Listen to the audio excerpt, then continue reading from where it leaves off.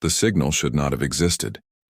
Kaelen Voss stared at the data stream cascading across his cockpit display, his hands frozen above the navigation controls. The numbers were impossible. The frequency was impossible. Everything about the transmission defied 30 years of galactic law, scientific consensus, and basic physics. But there it was, a faint pulse, repeating every 47 seconds, emerging from the heart of the quarantine zone. From the planet they called Ashfall, from a world the galaxy had sealed away and sworn to forget. The transmission was old, ancient even. Its waveform suggested it had been bouncing through the outer relay network for decades, degraded nearly to static, buried under layers of encrypted military channels that no civilian ship had any business accessing. Kaelen hadn't been looking for it.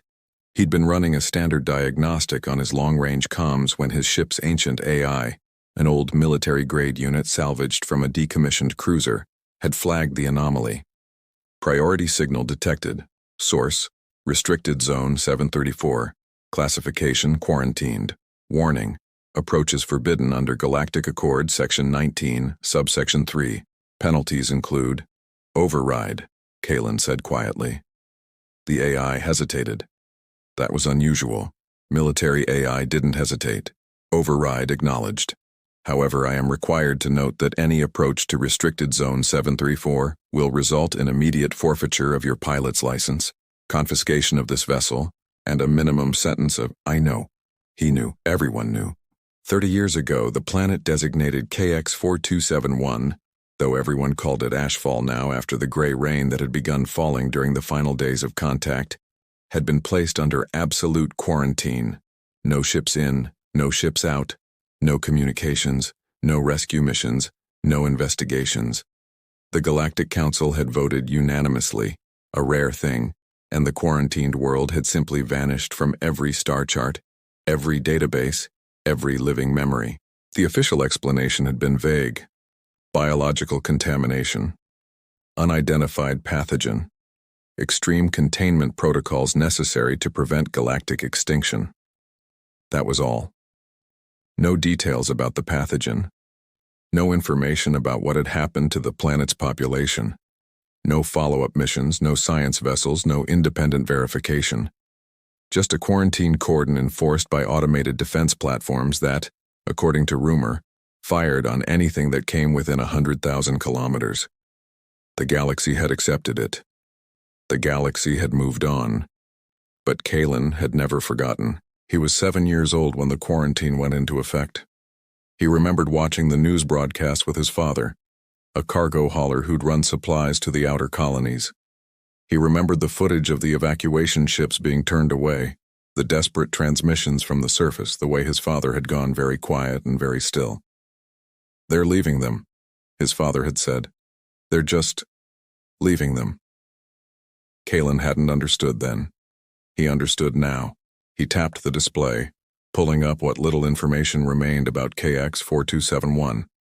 Most of it had been scrubbed from public databases, but he'd spent years collecting fragments, old news reports, declassified council minutes, whispered conversations in spaceport bars with veterans who'd been there. The planet had been a scientific outpost, a research colony dedicated to studying the unusual electromagnetic properties of the world's unique mineral deposits. Population: approximately 12,000. Mostly scientists, engineers, support staff, and their families. Children, too. There had been children. The quarantine had gone into effect with 12 hours' notice. Evacuation ships had been en route when the Council changed its mind, recalled the vessels, and sealed the system behind a wall of automated guns. No one knew what happened after that. No one had asked. Until now.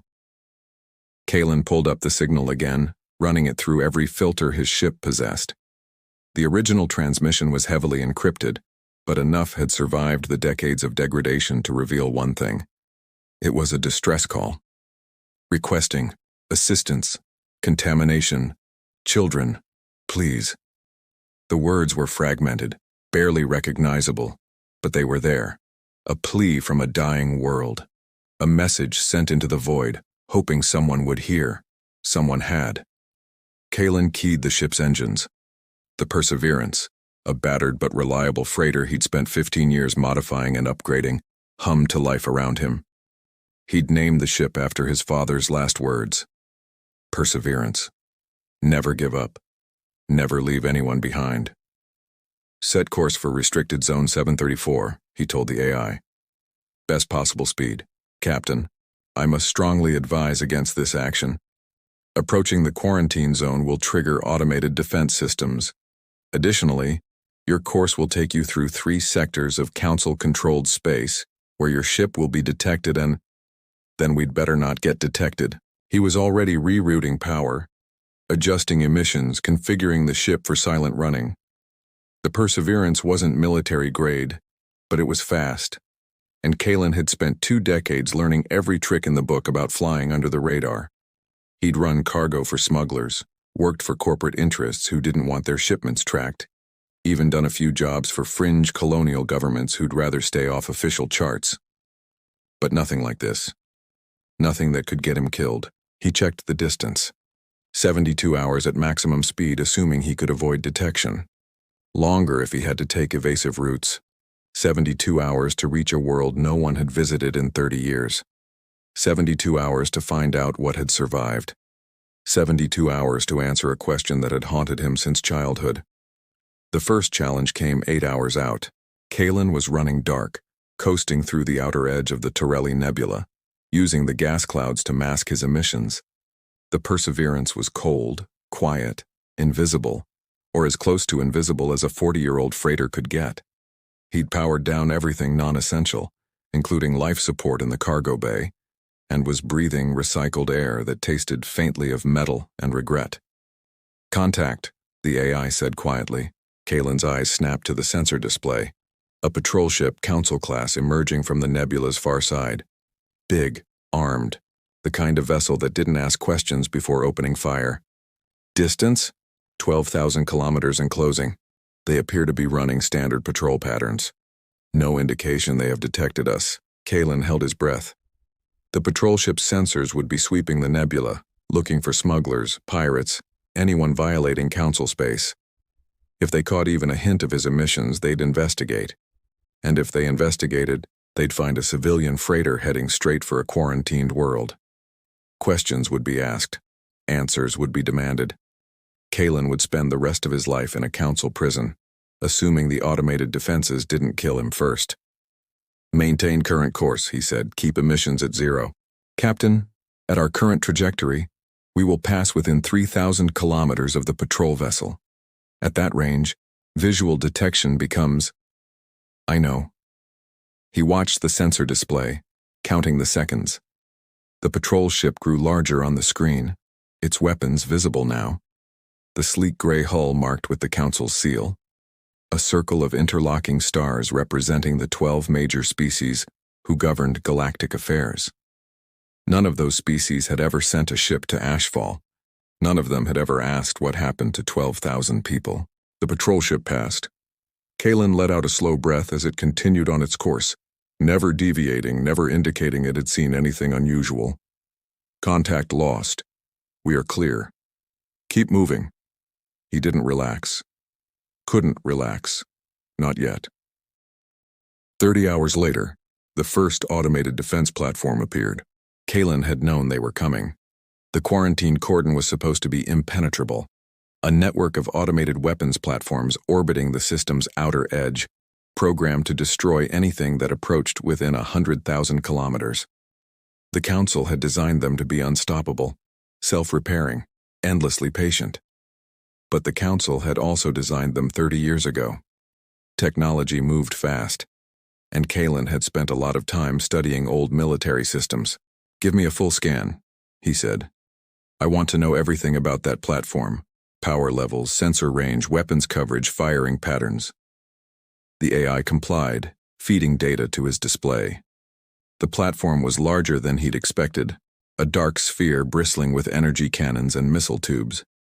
Its sensors were active, sweeping the system in regular patterns, looking for any ship that didn't broadcast the proper quarantine codes. Codes that had been revoked 30 years ago. Codes that no longer existed. We're going to need to get closer, Kaelen said. Much closer, Captain. The platform's weapons have an effective range of 50,000 kilometers. Our ship's armor can withstand approximately 1.3 seconds of sustained fire from those cannons. I calculate our survival probability at... Don't tell me the number.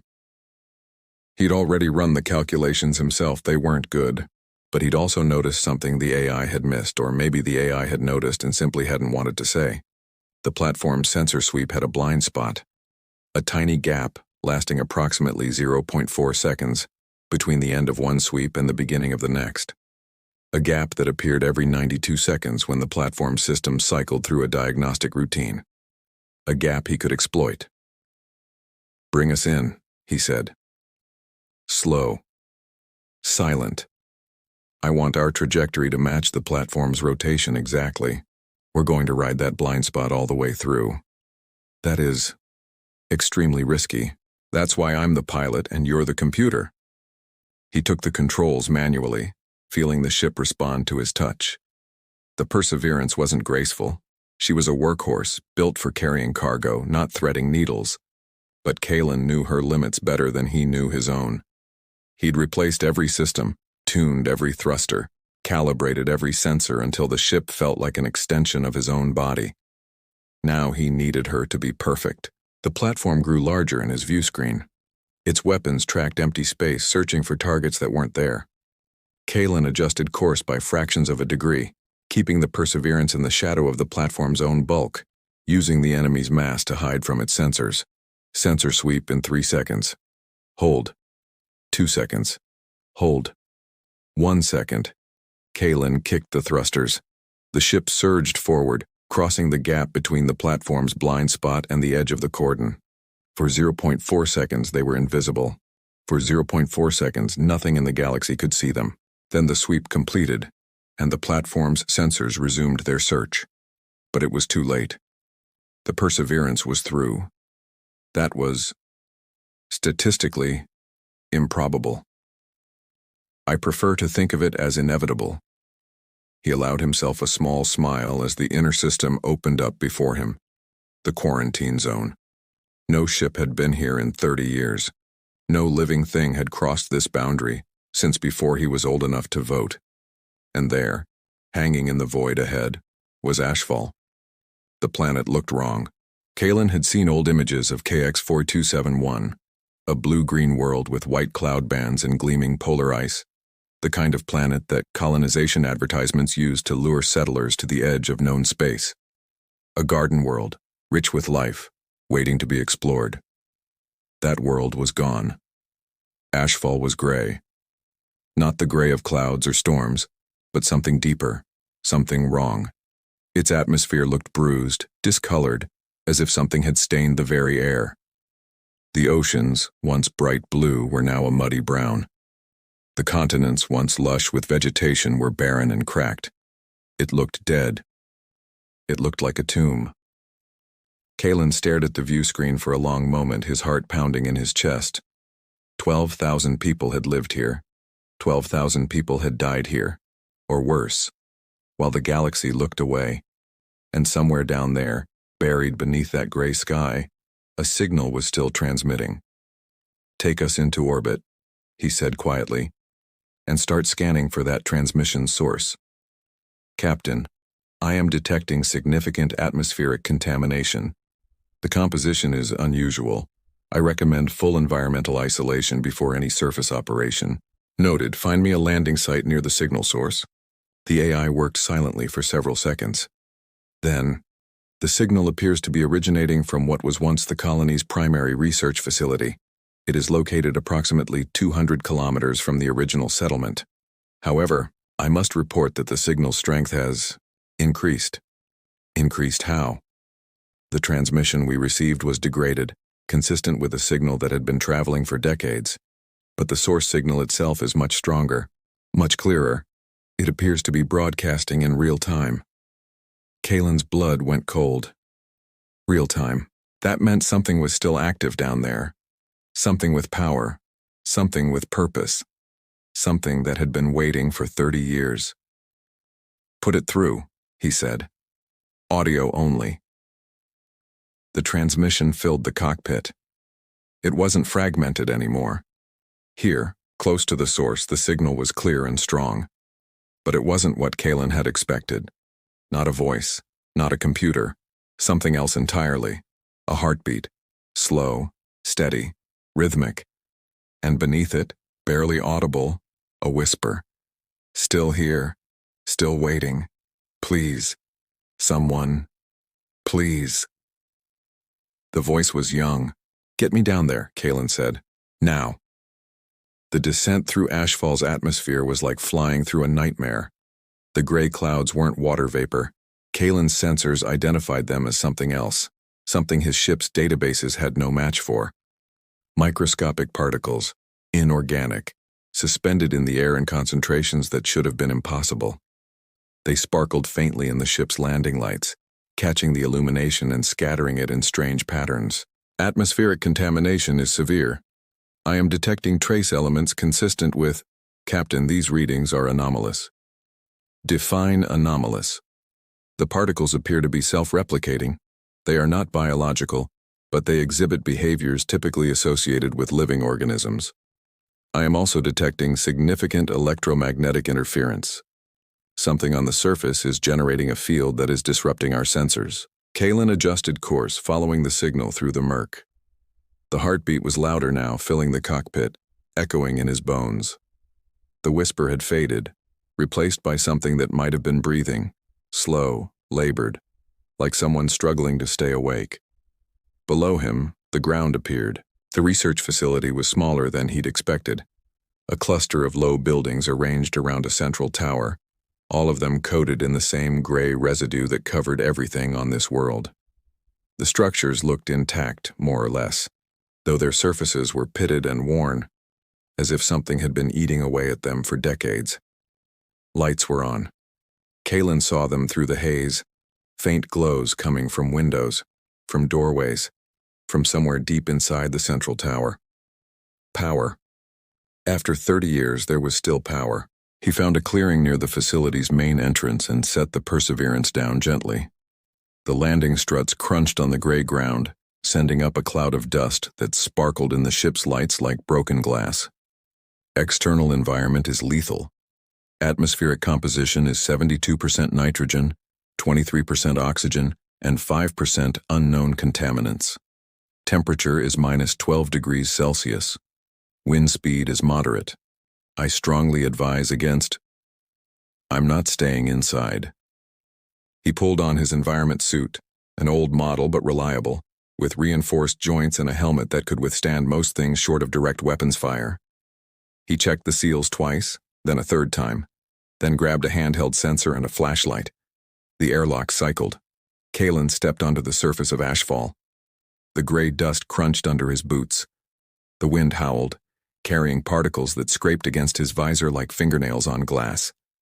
The sky was a uniform, featureless gray. No sun, no clouds, just an endless ceiling of dead light. And the heartbeat. It was everywhere now, vibrating through the ground, through the air, through his own chest. He could feel it in his teeth, in his bones, in the space behind his eyes. A slow, steady pulse that seemed to be coming from every direction at once. Captain, I am detecting life signs. Kaelen froze. How many? 1. Approximately 50 meters ahead inside the central tower. The signal is faint, weak, but consistent with a human biological signature. His heart nearly stopped. Human. After 30 years, after everything, there was still someone alive down here. He started moving, his boots crunching on the gray ground, his flashlight beam cutting through the haze. The research facility loomed ahead, its windows dark except for that faint glow he'd seen from orbit. The main entrance was a set of double doors, both of them hanging open, their hinges corroded by decades of exposure. Inside, the air was marginally better. The contamination levels dropped by half as soon as he passed through the doors, and the wind stopped howling, replaced by the whisper of air moving through ventilation systems that were still somehow functioning. The heartbeat was louder here. Kaelen followed it through corridors lined with abandoned equipment, past laboratories that had been stripped bare, through offices where datapads still sat on desks, their screens dark and dead. Everything was coated in that same gray residue, the self-replicating particles that had turned this world into a tomb. But someone was still here. The central tower was different. The lower levels were like the rest of the facility, abandoned, dead, coated in gray. But as Kaelen climbed higher, the residue thinned, the air cleared, and the lights grew brighter. The heartbeat grew louder. The whisper returned, faint but distinct. "Still here, still waiting, please." He reached the top floor. The door was sealed, not with technology, but with something simpler. Someone had wedged a chair under the handle, barricaded themselves inside.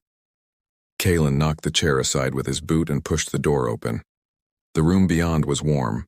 That was the first thing he noticed. Warmth. Real warmth. Like a fire on a winter night. The second thing he noticed was the garden. Plants growing in pots and planters, filling the room with green life.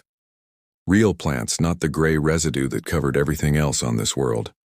Someone had been tending them, watering them, keeping them alive. And in the center of the room, surrounded by the plants, was a bed. Kaelen walked toward it slowly, his boots silent on the clean floor. The heartbeat was deafening now, pounding in his ears, drowning out everything else. The whisper was a voice, clear and desperate. "Please don't leave. Please don't go. Please." He reached the bed and looked down. The woman was old. That was his first thought. Old, older than anyone he'd ever seen, her face lined with decades of sorrow and isolation.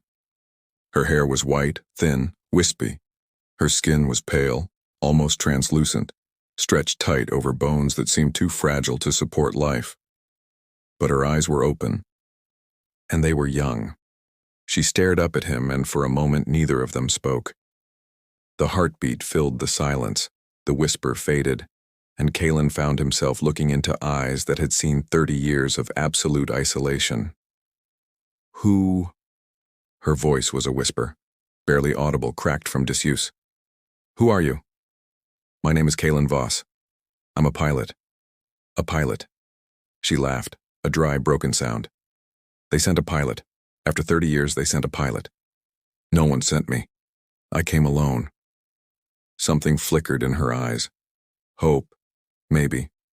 Or fear. It was hard to tell. "Why?" she asked. Kaelen thought about his father, sitting in front of the news broadcast, watching the galaxy abandon 12,000 people. He thought about the signal, buried in the data stream, begging someone to come.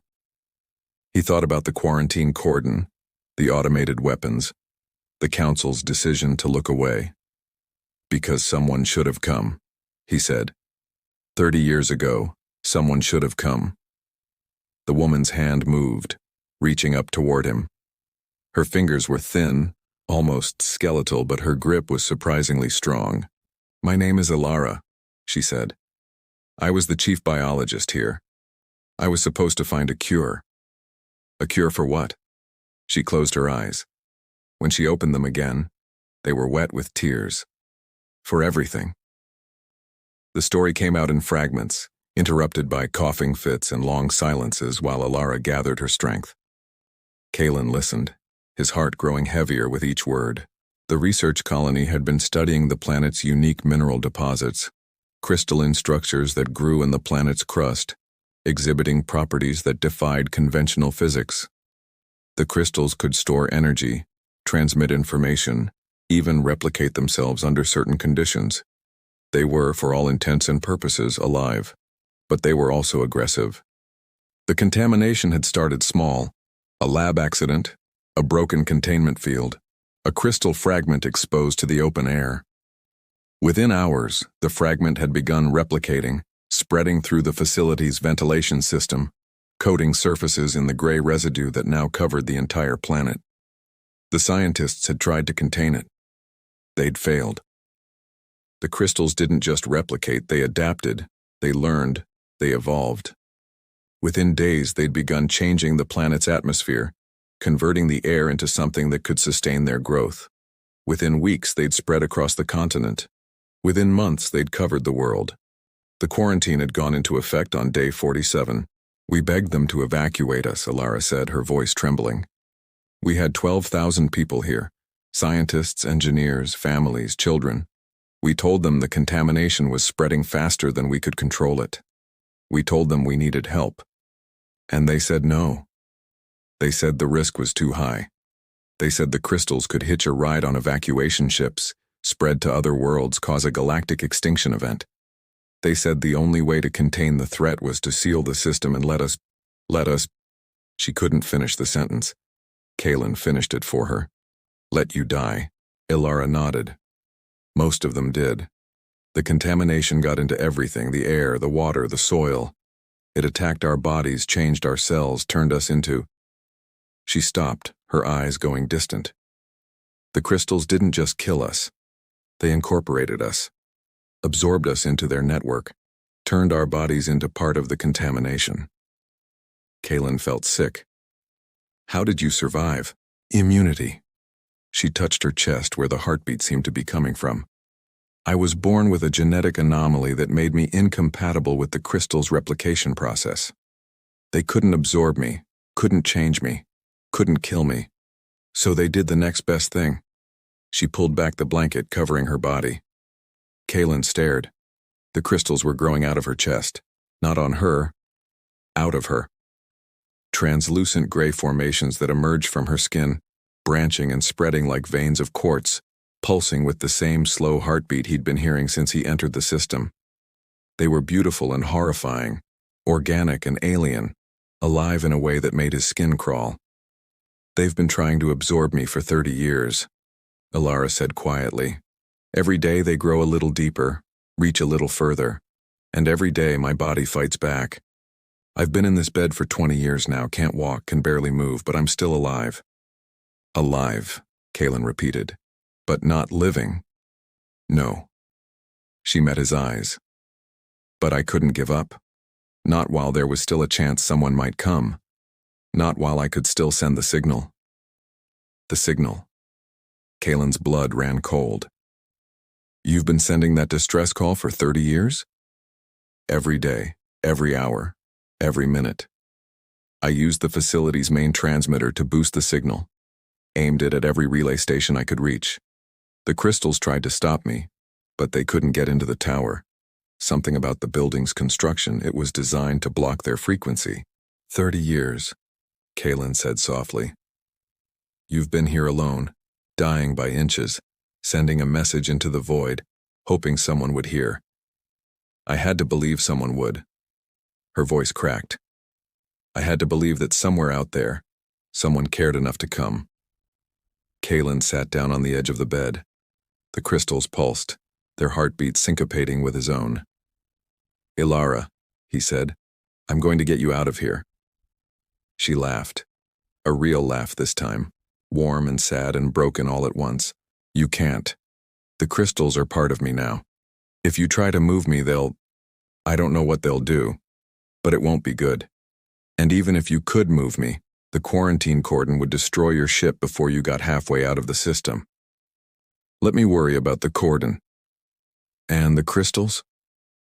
Kaelen looked at the formations growing out of her chest. They were pulsing faster now, responding to something. Maybe his presence, maybe her agitation, maybe something else entirely. Tell me everything you know about them, he said. How they grow, how they replicate, how they communicate, everything. Why? Because I didn't come all this way to leave empty-handed. I came to save you. And I'm not leaving until I figure out how. For the first time in 30 years, Alara smiled. The next 12 hours were a blur of data and desperation.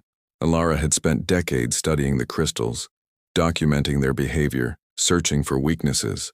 She'd filled hundreds of data pads with observations and theories, most of which were still scattered around the room, buried under the gray residue that had claimed the rest of the facility. Kaelen read everything.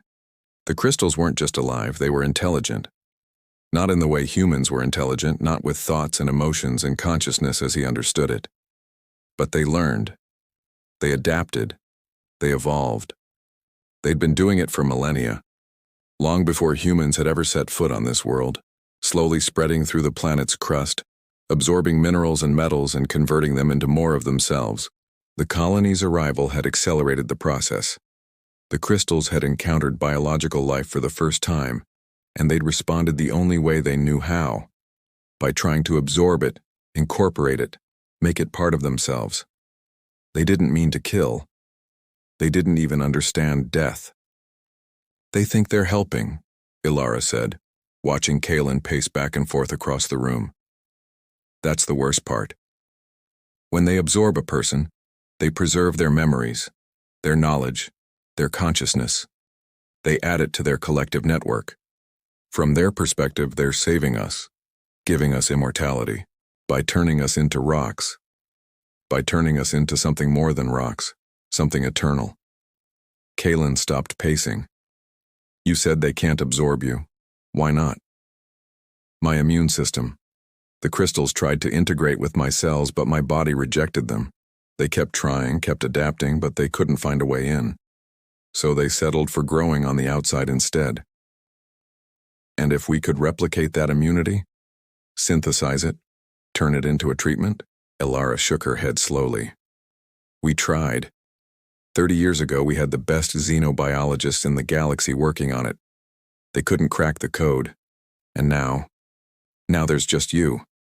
Now there's just me." Kaelen looked at the plants growing around the room. Green and healthy, untouched by the gray residue that covered everything outside. "How are these still alive?" "The crystals can't affect them. Something about their cellular structure. Maybe the chlorophyll. Maybe something else. I've been using them to filter the air, keep the contamination levels low in this room." "Show me." Ilara pointed to a small planter near the window. Kaelen picked it up, examining the plant closely. A flowering vine, green leaves, small white blossoms. It looked ordinary, unremarkable, but something about it felt different. He held his sensor over the plant, running a full spectrum analysis. The results came back almost instantly. The plant was emitting a low-level energy field, a field that repelled the crystals, pushed them back, kept them at a distance. "Ilara," he said slowly, "this plant, it's not just filtering the air. It's actively fighting the contamination." "I know. I've been using them as a barrier for years. The crystals can't cross the field they generate." "How many of these plants are there on this planet?" "None. They're not native. I brought the seeds with me when I came to the colony. They're an earth species. A type of jasmine, I think. I've been cultivating them, crossbreeding them, trying to enhance their resistance." Kaelen's mind was racing. What if we could amplify the field, scale it up, generate a barrier that covers the whole planet? Ilara stared at him. That's impossible. The energy requirements alone would be, not if we use the crystals themselves. He was already pulling up data on his wrist display, sketching out ideas, running calculations. The crystals were energy sources. That was one of the first things the scientists had discovered about them. They could store and transmit power on a massive scale, channeling it across continents, across oceans, across the entire planet. What if he could redirect that energy? Use the crystal's own power against them, feeding it into the plants, amplifying their repulsive field until it pushed the contamination back, contained it, reversed it? It was crazy. It was impossible. It was the only chance they had. "You're serious," Ilara said, her voice barely a whisper. "I'm serious. It'll kill me." Kaelen's heart stopped. "What?" "The crystals are growing out of my chest, remember? If you try to push them back, if you try to reverse the contamination, you'll be pulling them out of me. My body won't survive that. I've been connected to them for too long.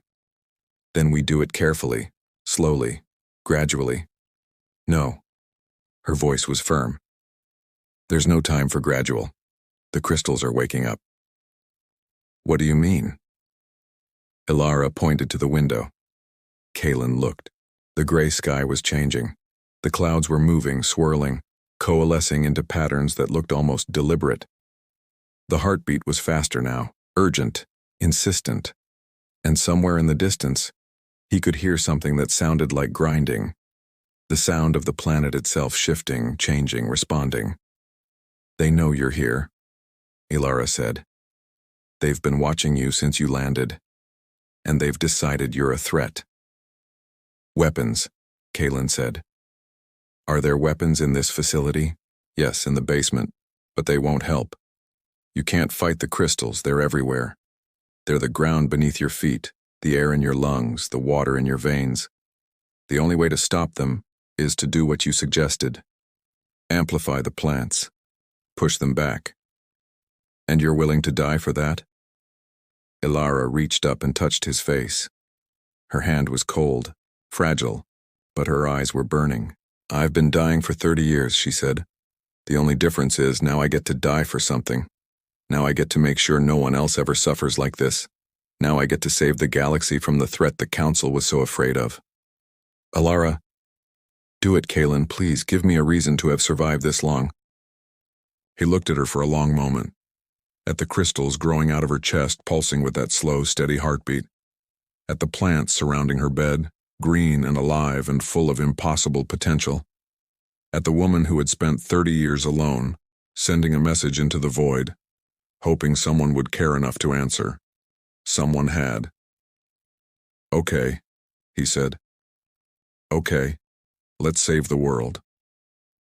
The plan was simple. Impossible, but simple. Kaelen would use the facility's main power grid to channel energy from the crystals into the plants, amplifying their repulsive field until it covered the entire planet. The field would push the contamination back, contain it, reverse its spread. Over time, the crystals would be forced back into the planet's crust where they'd been dormant for millennia, and the world would begin to heal. Ilara would die. There was no way around it. The crystals were woven too deeply into her body, too integrated with her biology. When the field activated, it would tear them out of her, and her with them, but she would die knowing she'd saved her world. And that, she said, was enough. Kaelen worked quickly, connecting cables, rerouting power, programming the facility's systems to channel the energy where it needed to go. The plants responded immediately, their repulsive field strengthening, expanding, pushing back against the gray residue that coated everything. Outside, the crystals screamed, not with voices, with vibrations, with frequencies that shook the building and cracked the windows. The heartbeat was a thunder now, a drumbeat of rage and fear and something that might have been pain. The gray sky darkened, the clouds churning, and the ground trembled beneath Kaelen's feet.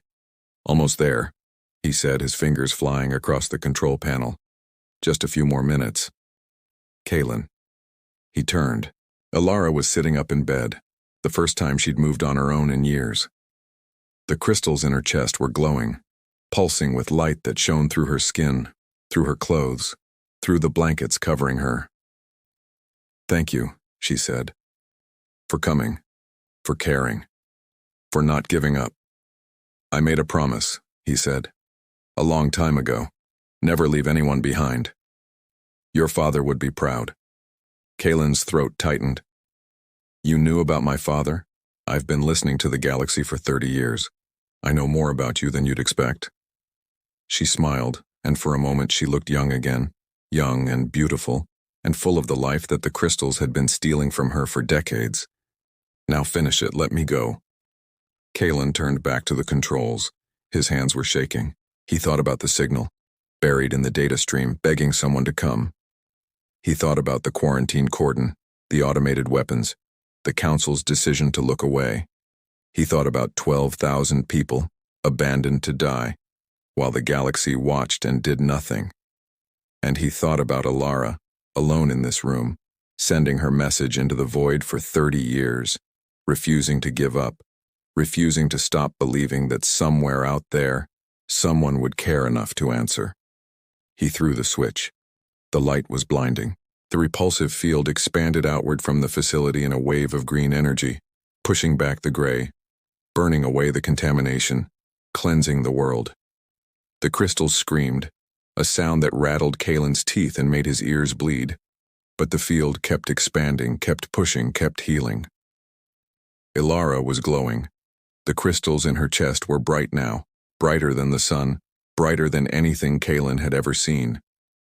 Her body was dissolving, breaking apart into particles of light scattering on the wind. But she was smiling.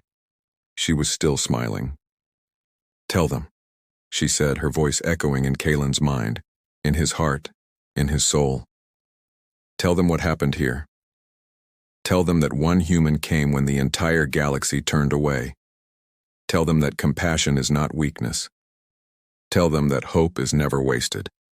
The light consumed her, and then it was gone, and Kaelen stood alone in the room, tears streaming down his face, surrounded by green plants and clean air, and the silence of a world beginning to heal.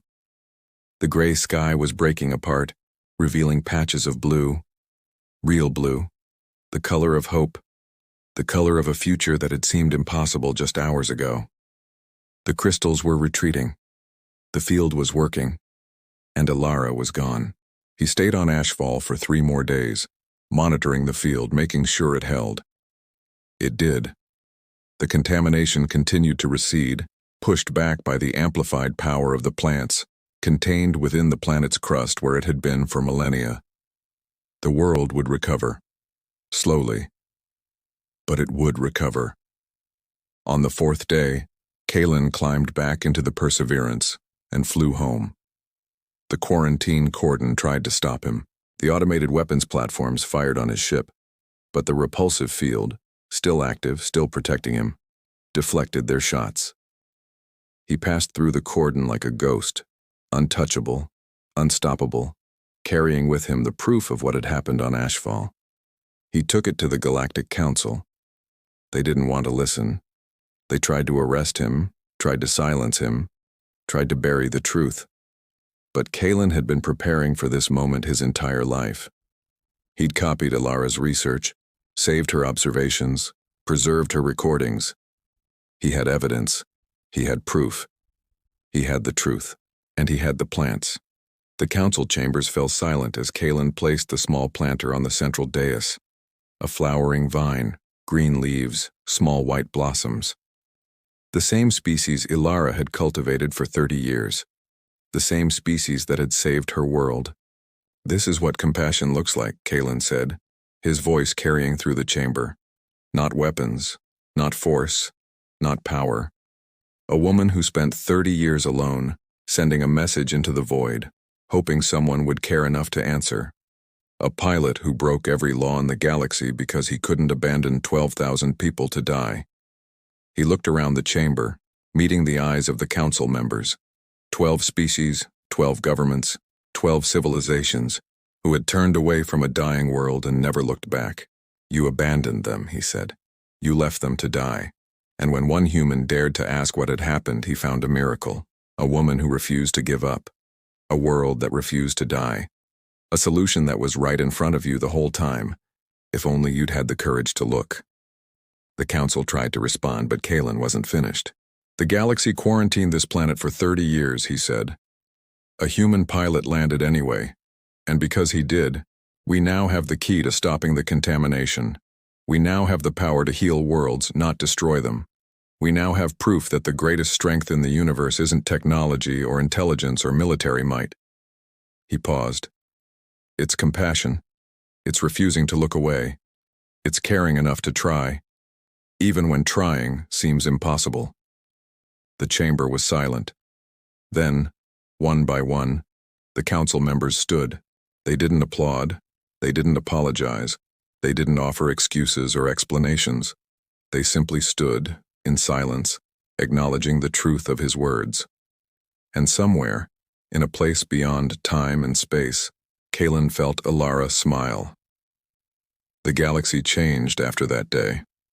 The quarantine was lifted. Rescue missions were dispatched to Ashfall, though they found only the healing world and the empty room where Alara had spent her final years. The plants were studied, cultivated, distributed across the galaxy, their repulsive fields used to contain and reverse similar contaminations on other worlds.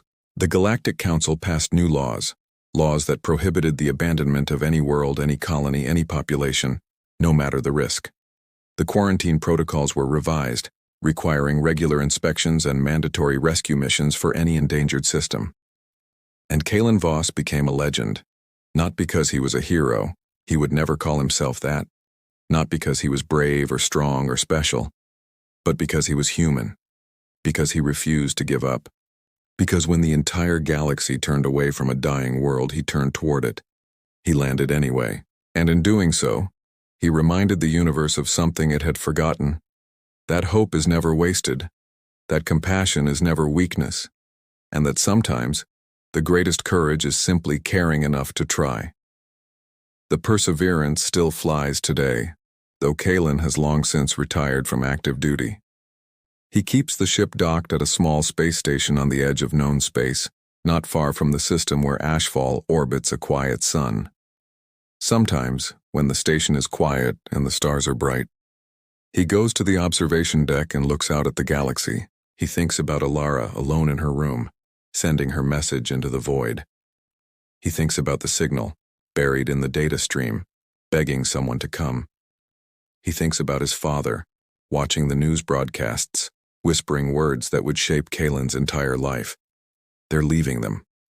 They're just leaving them. And he thinks about his own words, spoken to a dying woman in a room full of plants, surrounded by a world that had been abandoned for 30 years. Because someone should have come. Someone did. And the galaxy will never be the same.